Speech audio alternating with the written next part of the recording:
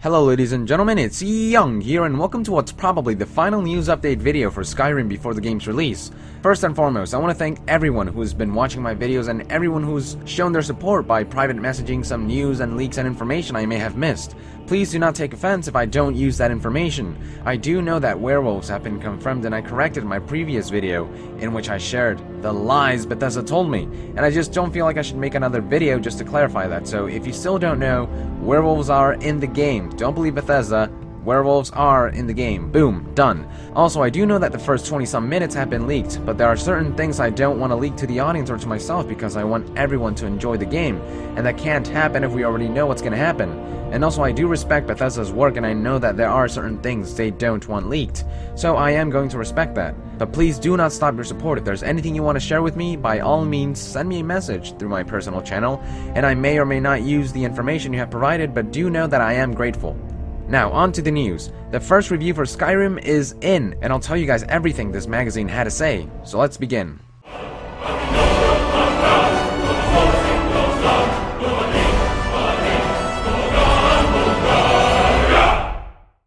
Unsurprisingly, the review is extremely positive about the game, giving the game a score of 95%, and this comes from a reviewer who did not enjoy Morrowind or Oblivion. He begins by talking about the intro, saying that it isn't too long and that the intro sets the tone between the ongoing conflict between the Imperials and the Stormcloaks, as well as setting the tone of the Return of the Dragons. Then he goes on to compliment the classless system of the game and emphasizes that when Bethesda says open world, they really mean it, to the point where the world is so vast it can be intimidating. But us Elder Scrolls fans are pretty familiar with that feeling, so it's all good.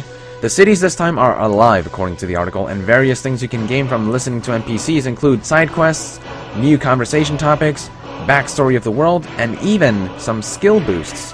Then he goes on to explain the game mechanics of this vast game, and this is all information we pretty much already know, especially if you've watched the What We Know So Far series for Skyrim.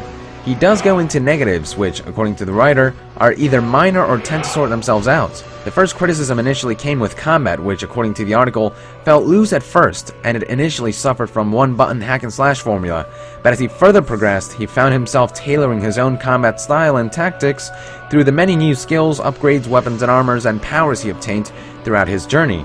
The other criticism came with the AI, which, while damn good, still had various quirky and at times inevitable flaws. After many hours of play, NPCs will repeat certain dialogues over and over again, and this becomes more noticeable the more players play. And this is unavoidable. I mean, Bethesda can't record infinite numbers of dialogue. The problem occurs occasionally, and it will not happen all the time, and it will not happen nearly as often as Oblivion, but it will become noticeable at times. Other quirky AI behaviors include things like beating up an NPC until he or she begs for mercy, to have the NPC get up a few seconds later and greet the player as if nothing had happened with a casual "good day," and things like accidentally harming a citizen with a spell when fighting a dragon and having the guards take arresting you priority over annihilating the very thing that may annihilate everything else. But apart from these minor gripes, the magazine compliments the game for its rich world that is fun to inhabit and the great gameplay. The magazine gave the gameplay a 97, saying the game contains every single style of play. The graphics a 92, complimenting the game's amazing environments and vistas, and the sound a 95, complimenting the amazing and realistic sounds and audio that players will hear throughout their quest. In short, a must-play. And that's all the news I have for today, so look forward to 11.11.11 or 11.12.11, depending on when the game ships to my house, and I'll be covering this game as much as possible. Please subscribe to TGN and Ruin Gaming as well as my personal channel on the description below. Thank you very much, and Yong out!